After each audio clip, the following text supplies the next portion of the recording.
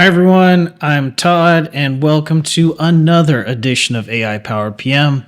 Today we're going to be working with Kusto, or as some people call it, Azure Data Explorer, but you will never hear me call it that name. Let me bring some of my own perspective. Kusto is an objectively better name, so from here on out we're calling it Kusto because it's my video. Today I'm very excited to show you this though. This was going to blow your mind. This is the best way to discover the schema within a Kusto database, write queries, and then generate reports. And you do all this with no code. So let's jump into it right now. Okay, here I am in Visual Studio Code. I've got my GitHub Copilot prompt up, and I've asked one question. Is there a Kusto test cluster I can hit for a demo? And it came back and it said that there's this Data Explorer Azure.com help. And there's a samples database and storm events. So let's see what we can put together. Let's see if we can have some compelling queries and reports so you get an idea of how to do this. Now, this is a relatively new install for me. I now am running Visual Studio Code Insiders Edition. I would highly recommend it, and I'll show you why in a second.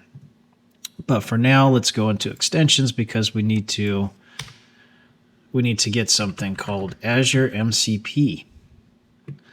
So let's install that. All right, it says installed. And let's check on it.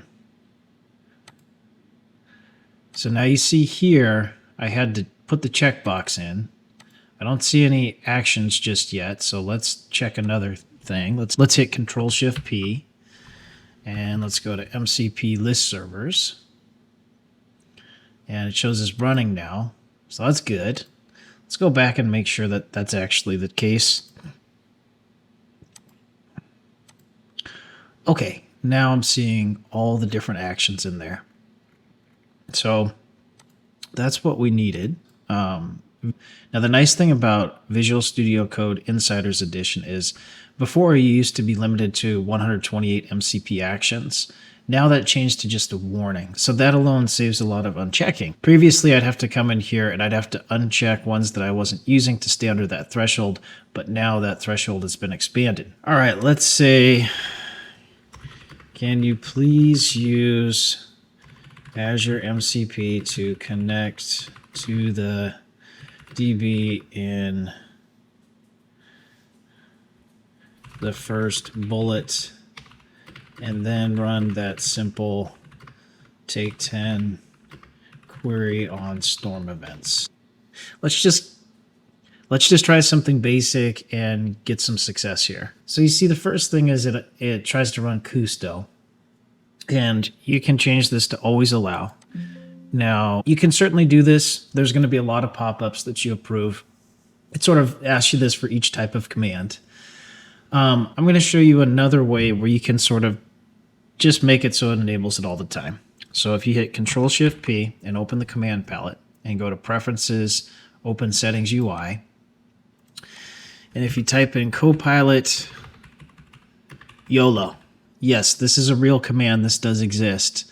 There are some drawbacks. It says there's security protections that make it a lot easier for an attacker to compromise the machine. But this is my sandbox environment, and it helps me go faster. So I'm going to say yes. Okay. Let's do this. Can you run through all the available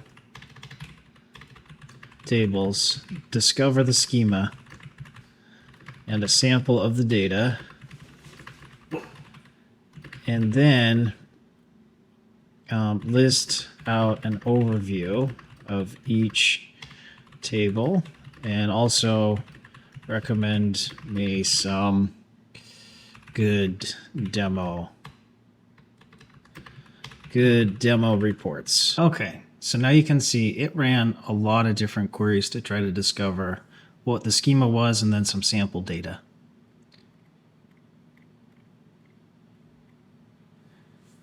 And let's see what our options are. So we can do storm events and weather data, transportation and urban analytics, COVID-19 pandemic data, cybersecurity scenarios, some machine learning and time series models, geospatial, conference and events. Okay, let's IoT. That could be interesting.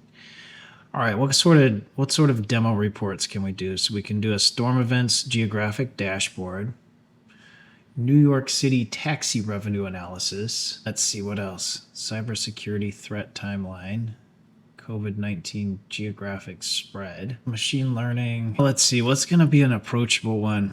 Let's do number 2. Let's do the New York City taxi revenue. So I'll say, please generate me some reports for New York City taxi revenue.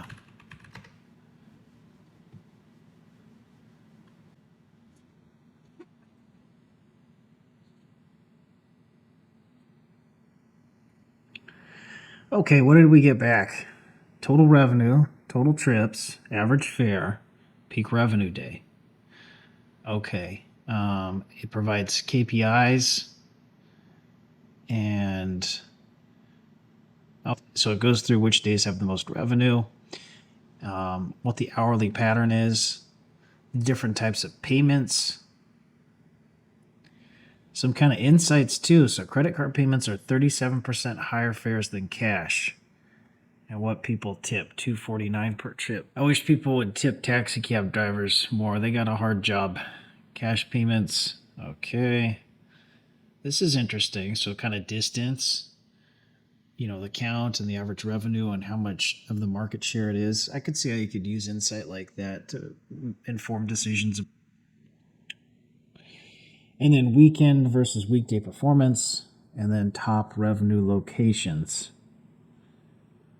Oh, great. And it gives some strategic recommendations. So I was trying to, as I was reading through that, I was trying to jump to conclusions here, but look, it'll tell you peak hour optimization, the payment incentives, distance strategy, weekend strategy, and then location focus.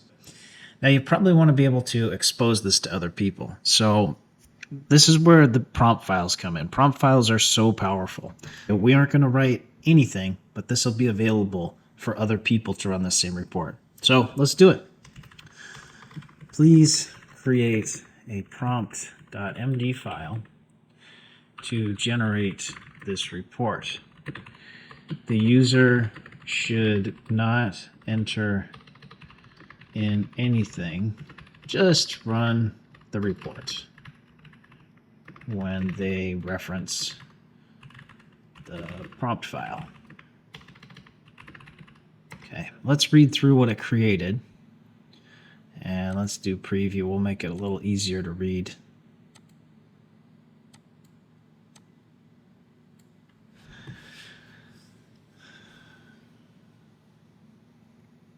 So this is pretty good here. Gives an overview. It wrote all the Kusto queries for me. It iterated on those queries all on its own. I didn't have to tell it to do anything. It's stored in a markdown file, so I can always go back and look for them later.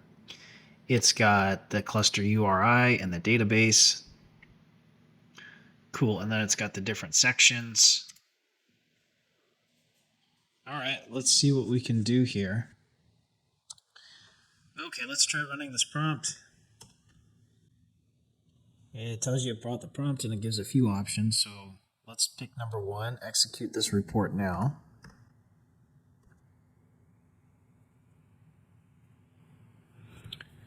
Okay, great. So it went ahead and generated that report for us again, and we didn't have to. Let me show you one other thing you can do, which is you can say, please take these results and save them into a markdown file. Okay, so let's keep that and we'll preview it. Great, and so now it's in a markdown file. So you could send this file over to somebody, you could copy and paste pieces out and email it to people. We could work further on this prompt to refine it so it had more emoticons and charts and be more visually appealing. But I think you get the basics. So that was pretty great. That is the way to go if you're going to author anything with Kusto.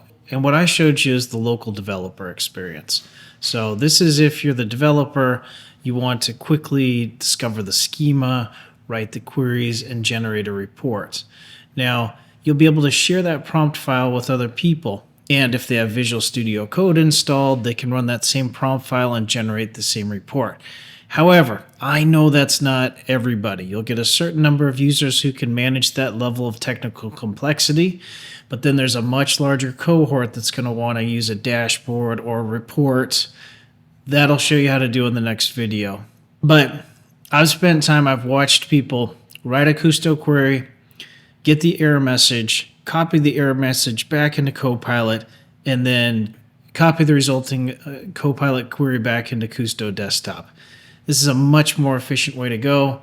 You have the LLM do the heavy lifting for you. You saw there we didn't have to write anything at all. We didn't have to discover the schema. We didn't have to write the queries. We didn't have to do the formatting on the report. All that gets taken care of for you.